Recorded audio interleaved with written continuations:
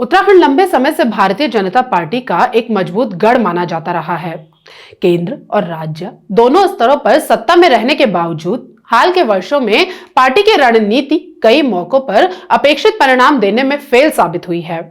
इसके पीछे केवल एक कारण नहीं, बल्कि राजनीतिक, संगठनात्मक और सामाजिक स्तर पर कई ऐसी कमजोरियां रही जिन्होंने बीजेपी की रणनीति को असरहीन बना दिया। देवभूमि उत्तराखंड में डबल इंजन सरकार का यही हाल है।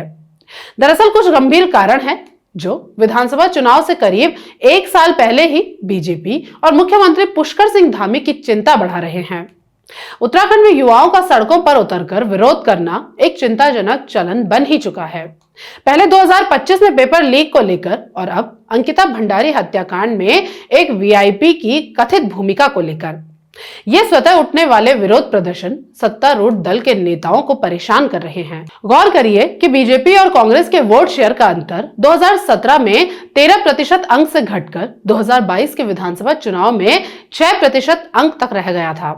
हालांकि मुख्यमंत्री पुष्कर सिंह धामी ने लिव इन रिश्तों, लैंड जिहाद, थूक जिहाद और अब हरिद्वार के 105 घाटों से गैर हिंदुओं पर प्रस्तावित प्रतिबंध को अपना मुख्य शासन एजेंडा बना लिया है। बावजूद इसके यह बीजेपी के लिए मददगार साबित होता हो नहीं रहा है।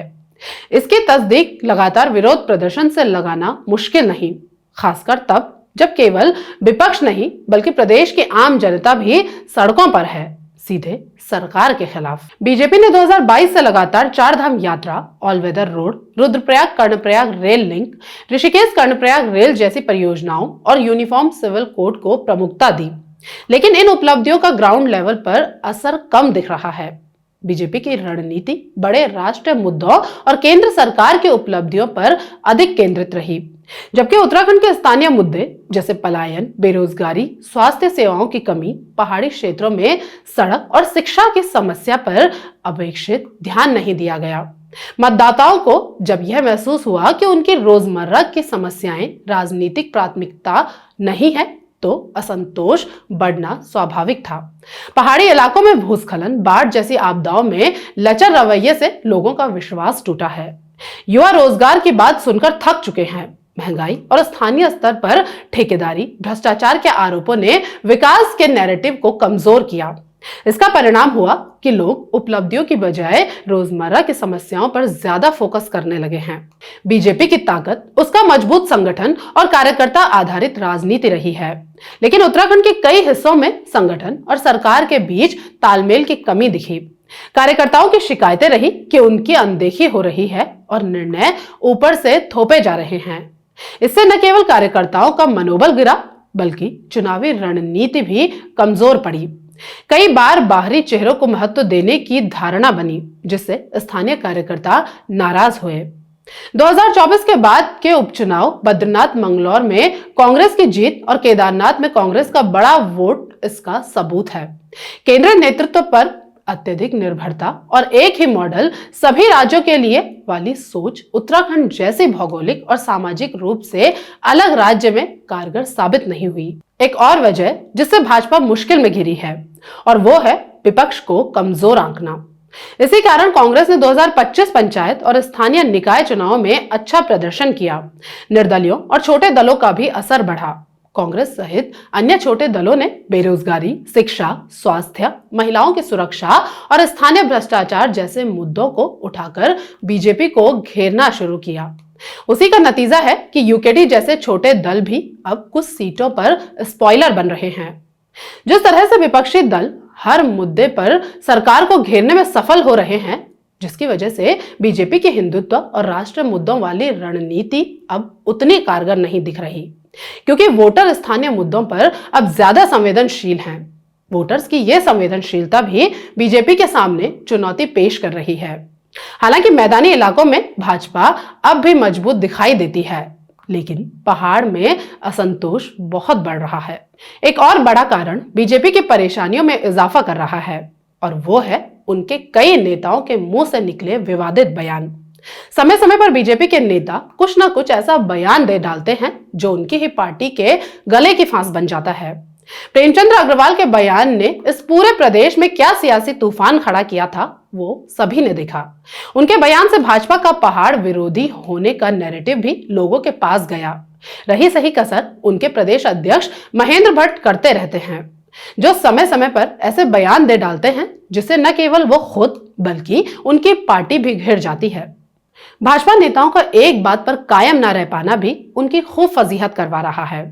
अब कुछ मामले ही देख लीजिए।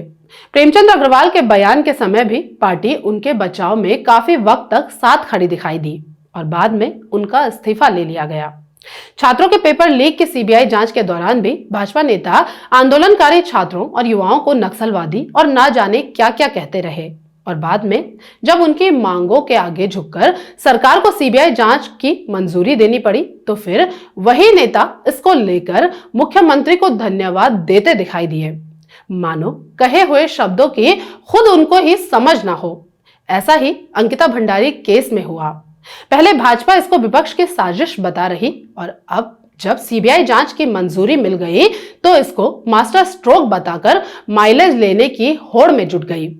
भाजपा का यही दोहरा रवैया उनकी किरकिरी का कारण बनता रहा है। कुल मिलाकर मैनेजमेंट और रणनीति बनाने में माहिर भाजपा पिछले कुछ समय से हर मुद्दे पर घिरती जा रही है।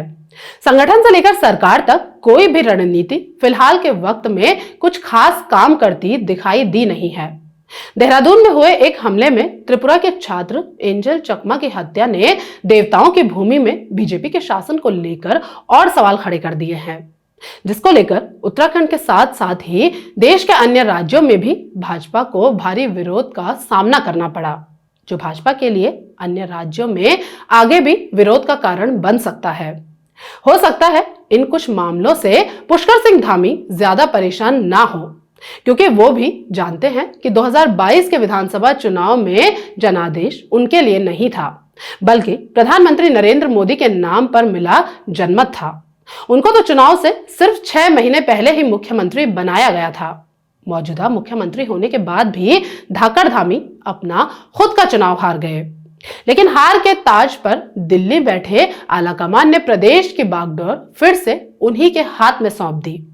तब जाकर वो चंपावत से अपना उपचुनाव जीत पाए। हालांकि बीजेपी की रणनीति पूरी तरह बेकार नहीं हुई है, लेकिन बेहद मध्यम जरूर पड़ी है और पिछले फॉर्मूले पर ही ज्यादा निर्भर दिखाई देती है। उत्तराखंड जैसे संवेदनशील पहाड़ी राज्य में स्थानीय संवेदनाओं, युवा असंतोष और पर्यावरण आपदा जैसे मुद्दों को नजरअंदाज नहीं किया जा सकता। भाजपा को समझना होगा कि केवल केंद्र की लोकप्रियता या राष्ट्रीय मुद्दों के सहारे राज्य का दिल हर बार नहीं जीता जा सकता। यदि बीजेपी को भविष्य में उत्तराखंड में अपनी स्थिति मजबूत रखनी है तो उसे जमीनी मुद्दों पर गंभीरता दिखानी होगी और संगठन तथा सरकार के बीच बेहतर तालमेल बनाना होगा। तभी रणनीति कागजों से निकलकर जमीन पर असर दिखा पाएगी। अगर ऐसा नहीं हुआ तो 2027 में स्थिति और जटिल हो सकती है। दरअसल वक्त की राजनीतिक रफ्तार थोड़ा तेज गति से चलने लगी है। वीडियो में दी हुई जानकारी से आप कितना संतुष्ट हैं, कमेंट के जरिए हमें जरूर बताएं। ऐसे ही अहम मुद्दों को जानने और समझने के लिए हमें सब्सक्राइब जरूर करें ताकि हर वीडियो आप तक आसानी से पहुंच सके। नमस्कार।